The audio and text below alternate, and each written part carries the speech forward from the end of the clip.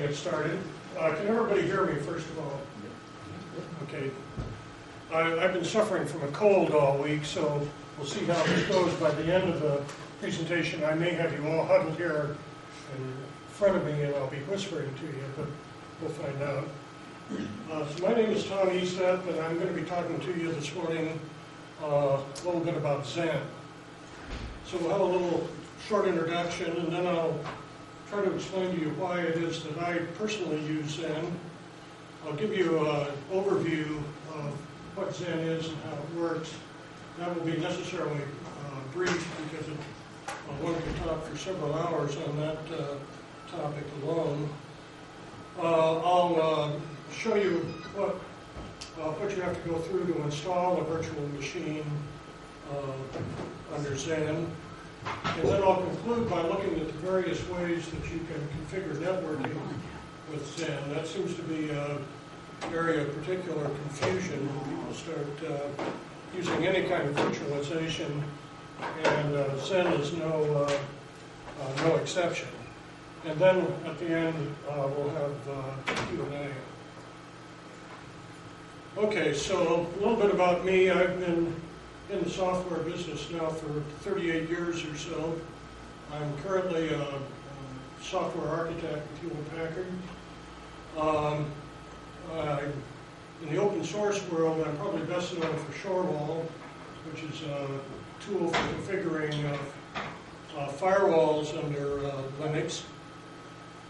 I'm here, though, just as a private person. I'm not here representing Hewlett-Packard, who's my employer. So what I tell you shouldn't be construed to be the word from Palo Alto. It's the word from Shoreline. I'm not affiliated with the Xen project in any way. I'm just a satisfied user of the product. And I would never represent myself as a Xen expert. So if you grill me too deeply, well, you'll see the limits of my expertise. And although I use OpenSUSE, and my presentation will therefore be rather specific to OpenSUSE, I'm not also affiliated with Novell or SUSE in any way. Okay, so why do I use Xen?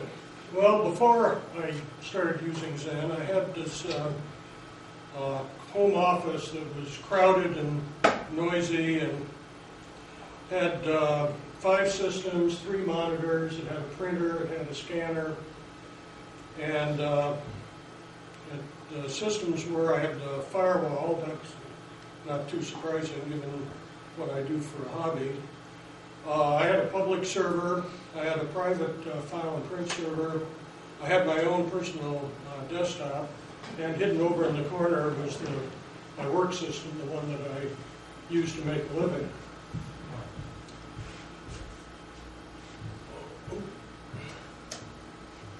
Okay, so what were the problems with this? Well, obviously it's crowded. My home office isn't very big. With that many systems, there was a considerable amount of noise from the fans. The office is on the southwest corner of the house, so in the summertime it gets hot in there, and with all these systems, it got really hot. There's higher than necessary power consumption, lots of systems to administer. Each one of these I had to do system upgrades on, fiddle with. And each of them was basically underutilized because they were doing one function, but none of the systems was particularly heavily loaded. So you might ask, well, why did you have so many systems? Well, there are a number of reasons. I wanted to isolate the internet accessible systems, obviously, from the rest of the gear, so that takes a certain amount of hardware. I wanted to isolate functions from each other. I didn't want multiple functions on the same system, again, for security reasons, and I prefer strong isolation, that is, where systems are isolated with a firewall in between them if the systems have different protection needs. And finally, I needed to be able to reproduce Shorewall users' configurations to be able to diagnose problems and to test new features in Shorewall. And that took a certain amount of hardware that I could cable up in various network configurations. So that was the situation before I started using Xen. And back in the 2004 time frame, I had the opportunity to hear Ian Pratt speak. Ian Pratt is one of the creators of Xen, and he's certainly its most prominent evangelist. And he visited HP, and he gave a talk which he entitles Xen and the Art of Virtualization. Some of you may have seen it. So that's where I got the title for today's talk. It was a thinly disguised ripoff of Ian's title. Okay, so at any rate, I became interested from what Ian had to say, so I came home and decided to give it a try. So after I got finished adopting Xen, I was down to 3 systems. I'd gotten rid of a monitor. In a move unrelated to Xen, I decided to combine some of the peripherals, and I got them all in one printer fax copier. So what I ended up with then was the 3 systems were a combined firewall, gateway, public server, private server.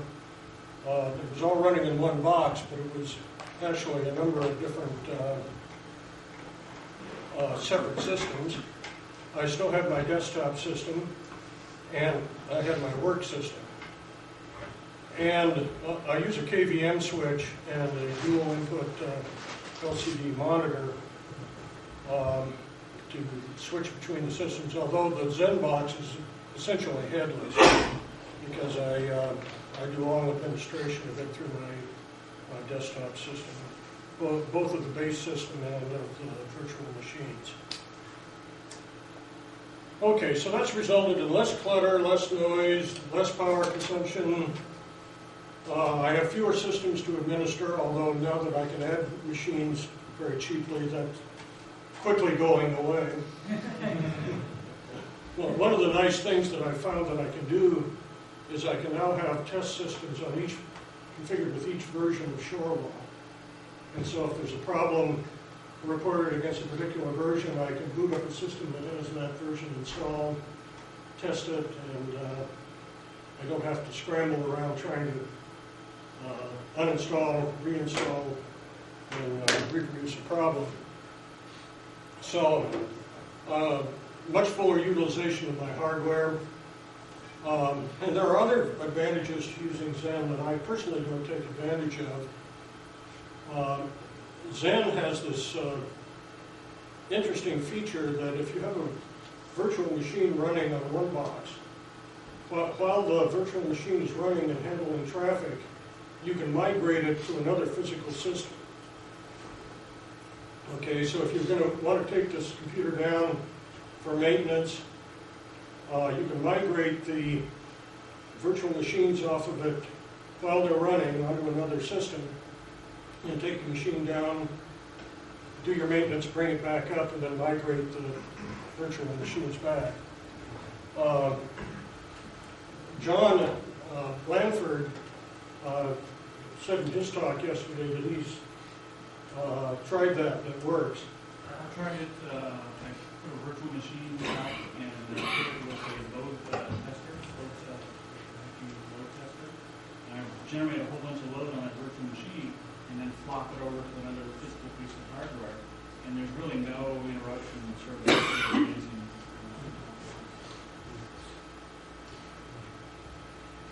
Okay, so that's another advantage of Xen, which I'm personally not taking advantage of, but might try to in the future. Okay, so then what is Xen? Well, Xen was developed originally at Cambridge University in England, and it allows multiple virtual machines within one physical machine. An open source version of Xen is available as an option with a number of Linux distributions. The tools for Xen tend to be textbook. So if you're a person who demands a GUI, Xen may not be for you, because although it's getting better, the tools still tend to be text mode. The original developers of Xen have now formed one of these commercial open source companies called XenSource, and they're marketing Xen. They do have a free version of their product called Xen Server Express. Their product differs from what you'll get with the Linux distribution in that it's actually a distribution itself. So you cut an installation CD and you install it from scratch on a piece of hardware. They do have very nice graphical tools from what I've been able to see in their documentation. And as I was saying before the presentation started, I have downloaded Xen Server Express, and I plan to play with it over the next several months, because it does look interesting. But as yet, I haven't tried it. Okay, so before we get too much further, we probably need to establish some common terminology. The terminology that I'm going to introduce here is fairly standard when you start talking and reading about virtualization. And so I'll try to relate that standard terminology to what's going on in Xen. So when people speak of the host in context of virtualization, they're meaning they're referring to a system that's hosting one or more virtual machines. Okay, and likewise, the host OS, the host operating system, is the basic operating system running on that host. So you'll have the host operating system, and then you'll have one or more guests running under that host. And so a guest is a virtual machine environment. And of course, then you have the concept of the guest operating system, and that's the operating system that's running in a guest environment. And in general, you can have a mixture of the types of operating systems running. So you can have, in the most general case, you can have Linux as your host OS. You can be running Windows as a guest. There's certainly products and configurations where you can do that. Now, in John's presentation, incidentally, John is talking about another virtualization technology called OpenVZ. He is in 103 in this building. At 1 o'clock, right. I recommend his talk too. He talks about OpenVZ, which is another different approach to virtualization that certainly, in a lot of cases, works very well, and in fact is a better choice than Xen is. Okay, so in John's talk, he talks about two basic classes of virtualization, one being hardware and the other one being operating system level virtualization. Well, I'm going to introduce three kinds of virtualization here. The first is the single OS image virtualization, and that's characterized by Virtuoso vServers, OpenVZ, which John talks about, and Solaris Domes. And I refer to these as Chroot on steroids. It's a way in which the operating system can compartmentalize itself so you can have multiple isolated environments within the same operating system. Now, in the basic Unix system, Chroot is able to do that in terms of the file system, and these systems take that a whole step further. So you virtualize users, you virtualize processes, and so processes running within a virtual machine only see other processes within that virtual machine. Users within a virtual machine are local to that virtual machine, but yet they're all running under the umbrella of one single operating system. Okay, at the other end of the spectrum, there's full virtualization. This is hardware-based virtualization, where you virtualize hardware devices, disks, CPUs, memory management units, etc. Those are characterized by products like VMware, Virtual PC, and QEMU. The advantages of these is they run unmodified guest operating systems, so you can run any operating system. You can even run operating systems for a different architecture than what the host is running. One of the problems with doing that is that it's hard to virtualize an x86 efficiently. So the big downfall of these systems tends to be that they don't perform all that well. They can be made to perform, they can be made to work, and they work nicely, but performance tends to suffer. So finally, there's the third class, which Xen, at least initially, fell into, and that's called para-virtualization. So rather than run unmodified guest operating systems, under para-virtualization, you run an operating system that is tailored for a virtual architecture. And so in this case, Xen defines an architecture called Xen x86. It's very close to a real x86, but there are some differences. So you can't run a completely unmodified operating system, at least under the original Xen. Xen x86 is very close to the original, or to the x86. There are very few differences, but there are differences. And there's also now a Xen x86 64, so you can have 64-bit versions of Xen as well. Now, as I mentioned initially, Xen only supported this para-virtualization. Xen now does support full virtualization, but it requires special hardware support, which is beginning to show up now in server-class CPUs. And if you read the literature, you'll see references to Pacifica and Vanderpool extensions. And these are extensions to the basic x86 architecture that allow for virtualization to be done much more efficiently than was possible on the native x86. And for those of you familiar with x86 architecture, it has a number of rings of privilege, where ring 0 is the most privileged, -1 less privileged, etc. That's a fairly common CPU architectural feature.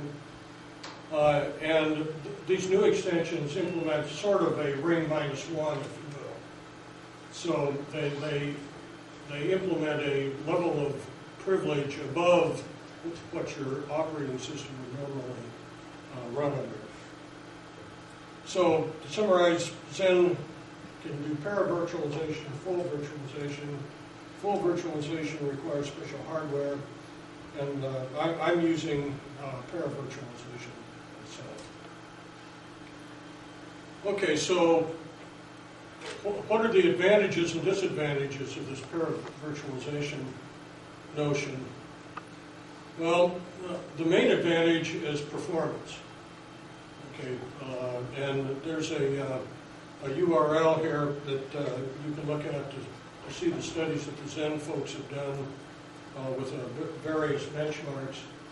The results tend to vary depending on which benchmark you're using, but uniformly the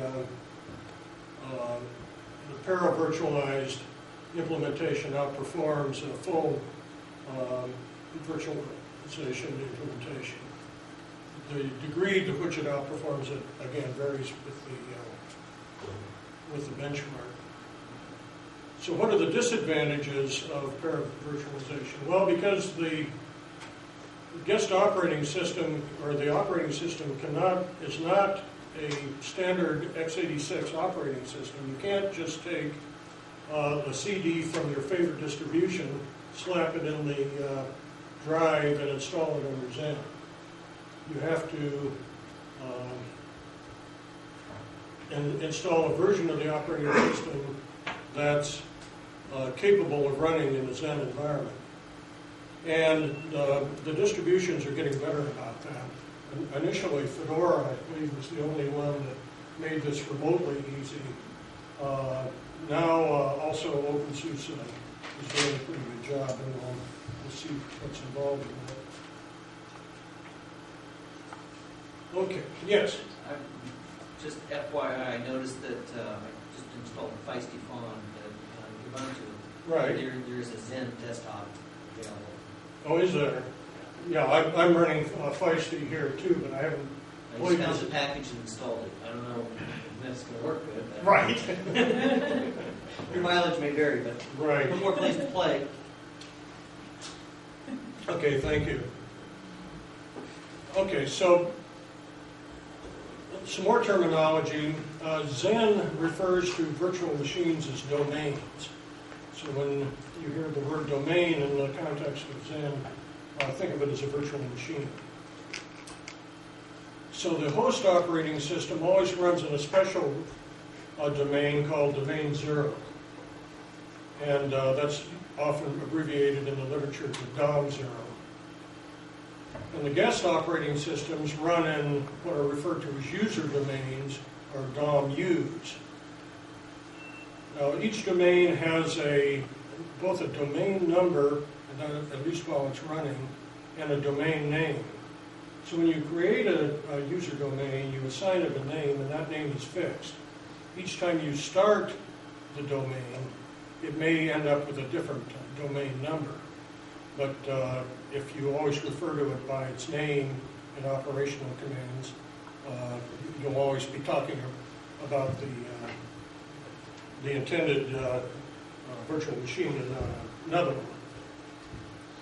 But one thing that's interesting about Xen is that all of the domains, including domain 0, are actually guests of something called the hypervisor. Okay, so what's a hypervisor? Well, under Xen, the bootloader does not load the host operating system. What the bootloader loads is actually the Xen hypervisor.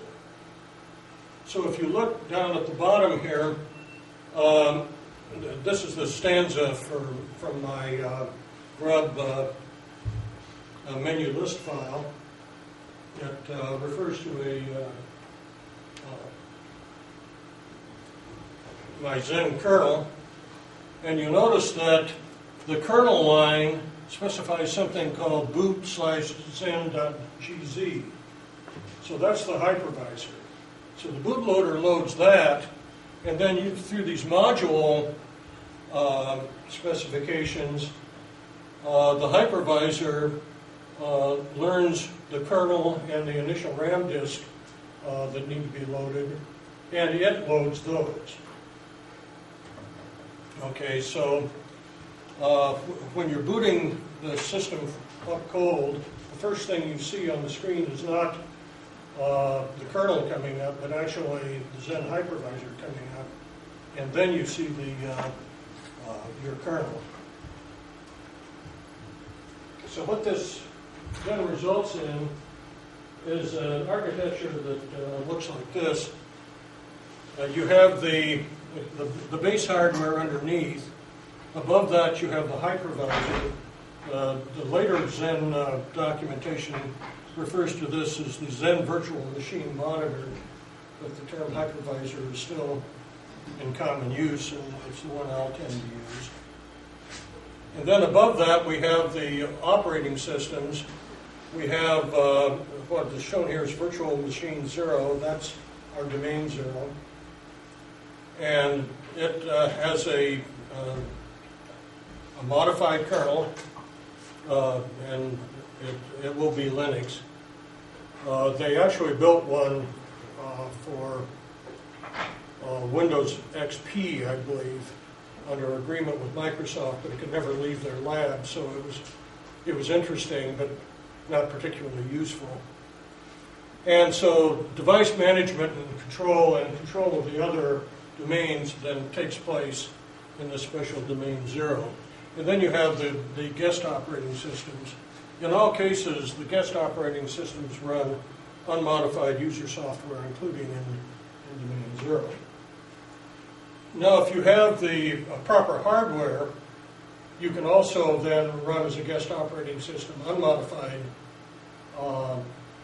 software such as Windows XP in a guest, again running unmodified user software. Okay, but again, all the operating systems are essentially guests of the hypervisor. Okay, now within domain 0, there are a couple of additional services that run that are associated with Xen. The first is the Xen daemon, or XenD. And XenD manipulates the domain 0 environment to accommodate Xen. And we'll see that very clearly when we start talking about networking, because it does some really amazing things to set up networking for the combined set of systems.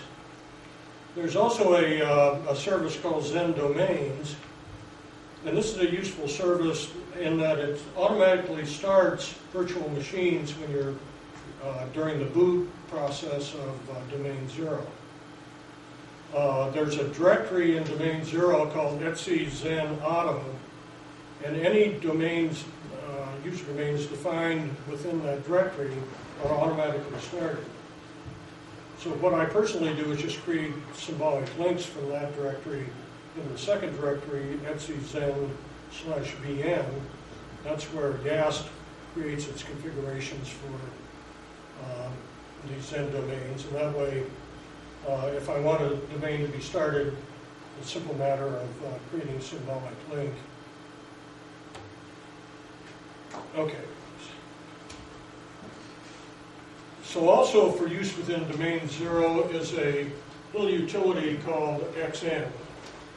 It's a text mode tool, and it is the way that you manage domains or the user domains. So it has a number of commands. The first that I've shown here is the list command, which simply lists the domains that are currently running. So when I captured this output, I had domain 0. Notice it always runs as domain 0. And then I had a domain called server. For this particular instance, I had a domain ID of 2.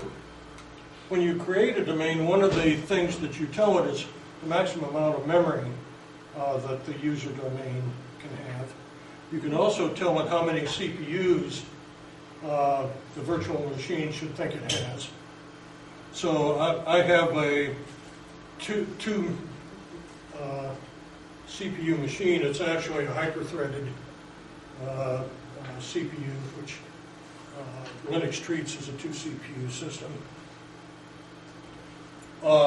So in that way, you can portion out the resources available in your hardware to the various virtual machines. It also supports a console command.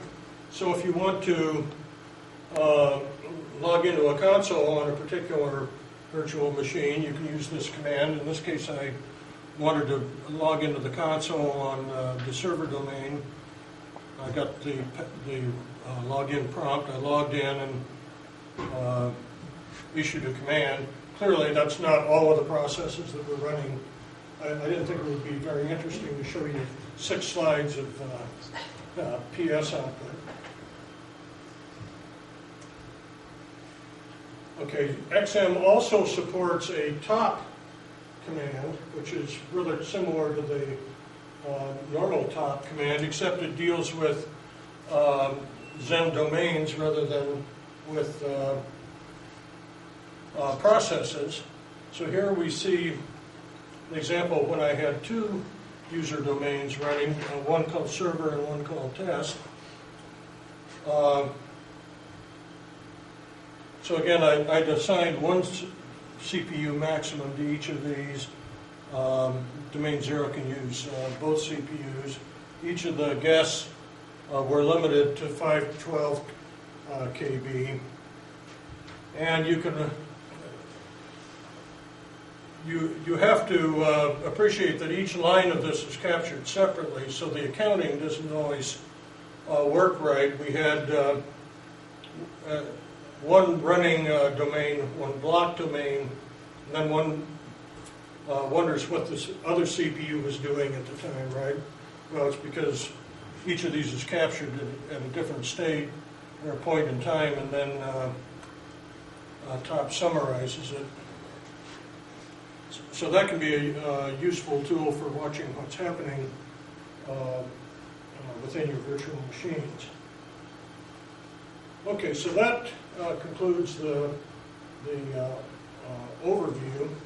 Are there any questions at this point before I go into installations? Yes.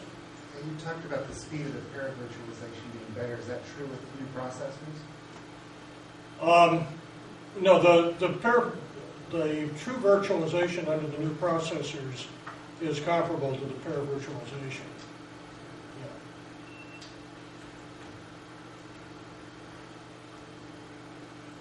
Any other questions? Okay, so let's talk about how do I go about installing a guest operating system.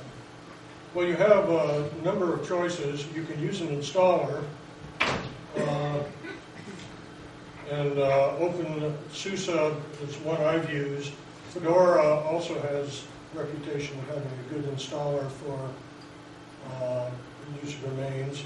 And other Linux distributions I know support Xen. I haven't tried actually installing a user domain under any of the other operating systems, but we've learned that Ubuntu has the capability. I know Debian also has packages for Xen. I just haven't tried to use them.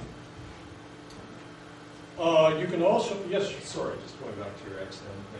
The XM list, does that list just running domains, or is it? That's correct. It just lists running domains. So I'll give you a list of all the domains you created, but not necessarily running. Okay, you can do that in one of 2 ways. If your distribution supports a tool to configure domains, you can use that tool, and OpenSUSE does, and Fedora does. Otherwise, you have that directory called etc/xen/vm, and each Xen domain has a separate configuration file, and that. Okay, so you can also use an image. There are a number of repositories of images. Probably the largest and most complete is the one at jail time. Or you can roll your own. I took the last approach once, and that was twice too many. So I definitely recommend using one of the other techniques.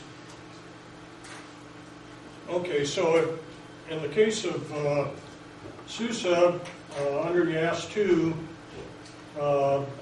under the Systems main menu, there's a Virtual Machine Management selection, and when you click on that, you get a screen that looks like this. So this goes to your question, how do I see all my virtual machines? Well, this screen will do it. I only had one at the time, but as I add additional ones, they show up there. Okay, so if you want to add another virtual domain, you click on Add down at the bottom. One of the choices now you get to make is whether you want to run an OS installation program or whether you want to use an image. Okay, so if you've downloaded an image, you can select the second. In this case, I selected the first, and I'm going to run the standard operating system installation program for SUSE. And this slide basically just repeats what I just said. The install, as you will see, is done in text mode. It's not done in graphical mode. But the text mode installers on both Red Hat and on Fedora and on SUSE are quite good. They're easy to use. Yes, sir. That's actually updated just recently, and it will be graphical installs going forward now. Oh, well, you must be the gentleman from Novell. Yeah, I can actually show that in the next slide. Oh, okay, great.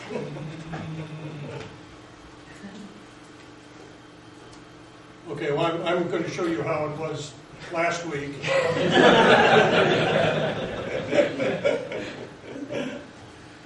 Okay, so once I started installing the virtual machine, now you get the familiar installer. The first question it asks you is what language, and you just walk through that just like you would any other install.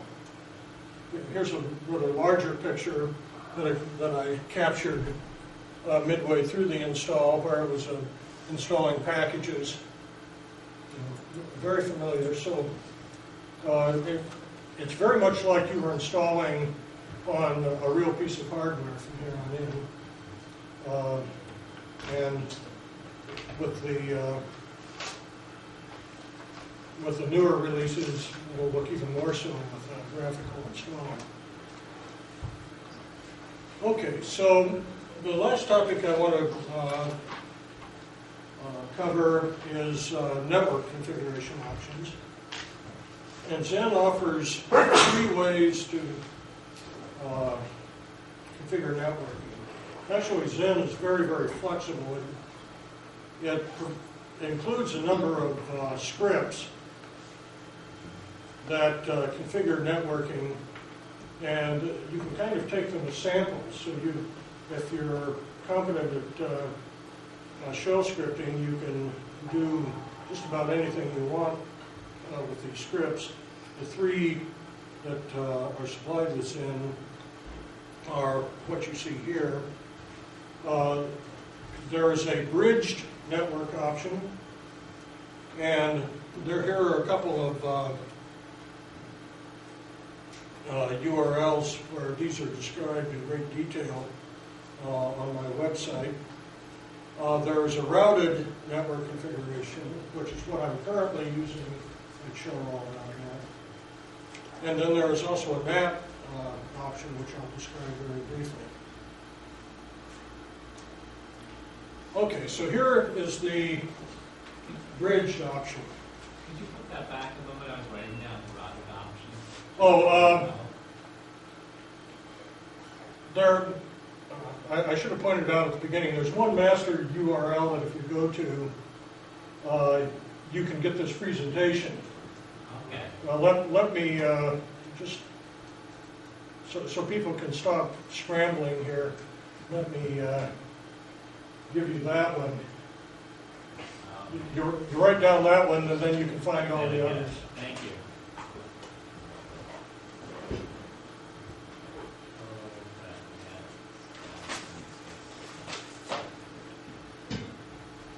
This is also linked from the useful links Thanks.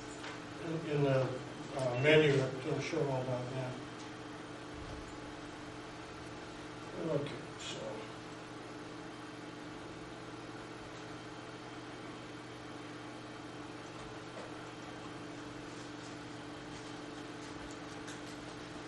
Okay, so if you look at this green box, and this is what I refer to in my documentation as the extended domain 0. I call it that because of the way it appears when you try to define firewalling in this environment.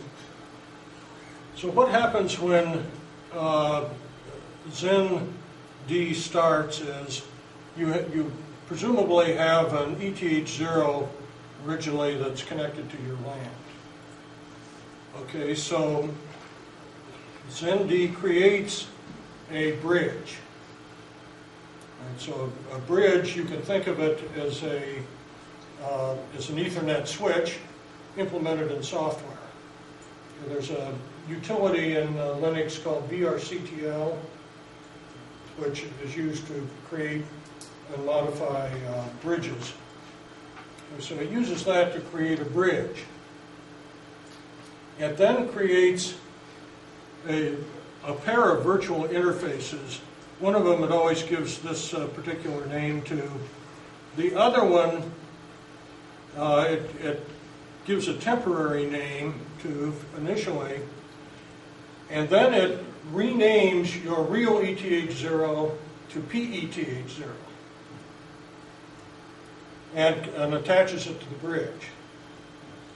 It takes the IP address, mask, all that information, and transfers it to ETH0. Okay, so now all access in and out of DOM 0 goes through this ETH0, which is bridged to your LAN. Now when you start another user domain, it does the same sort of thing. It creates an ETH0 within the user domain.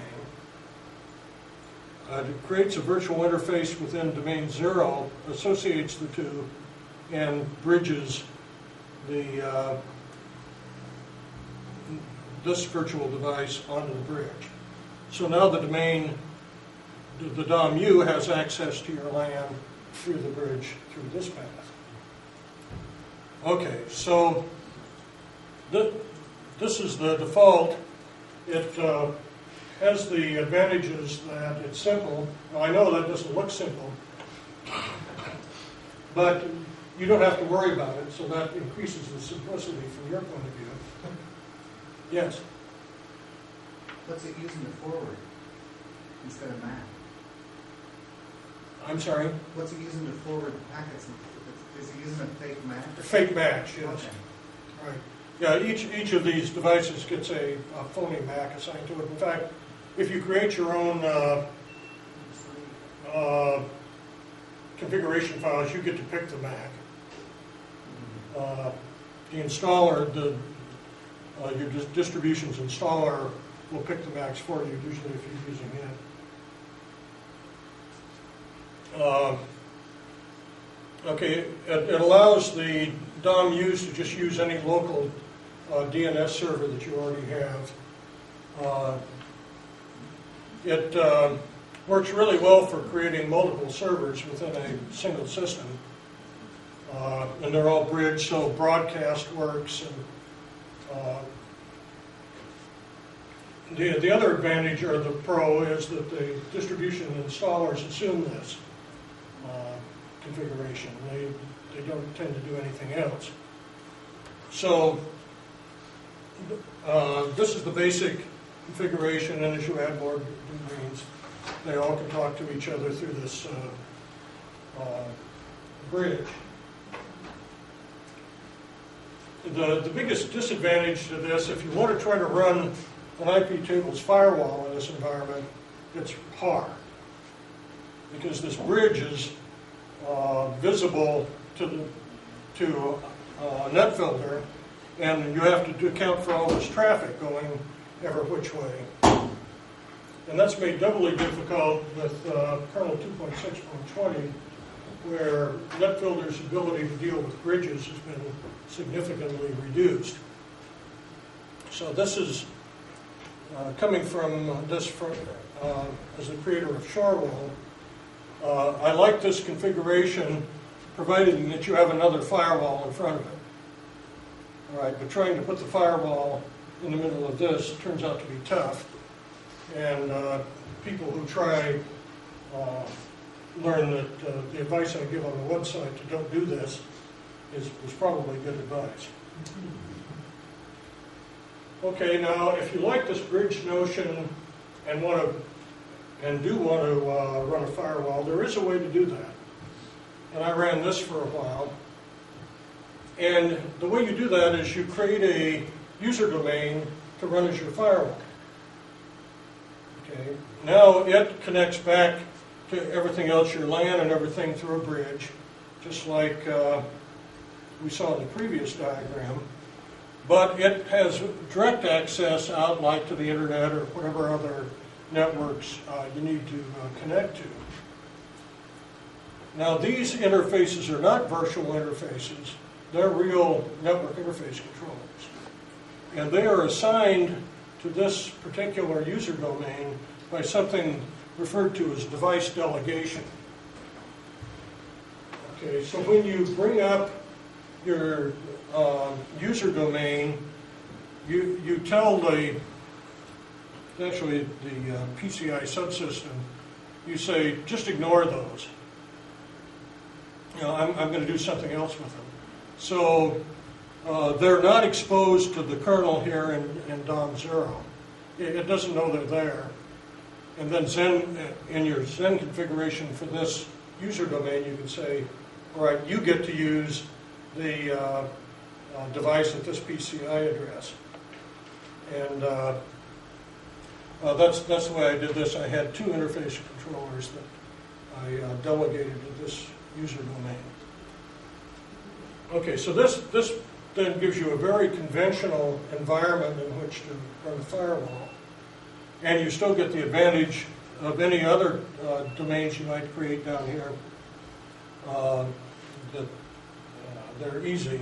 Now, one thing that I did here, I got fancy and created another bridge myself, and ran my server bridge to the firewall through the bridge that I created. And that keeps it separate from my LAN. See, if I would have just let Xen over here handle this, it would have wanted this connected to that bridge, and now my network internet accessible server would have been on the same LAN as my local systems, and I didn't want that. So it's more complex than what we saw before, but it makes the firewalling environment much simpler, and it does work well. So the device delegation happens prior to you creating domain 0? It's at the time you create domain 0, there's a module, and I forget now the module, you'll have to look on the website. But you basically give it options, you're right, that say ignore these PCI addresses. And so then they're just not exposed to the kernel and the domain 0, and then you can assign them manually.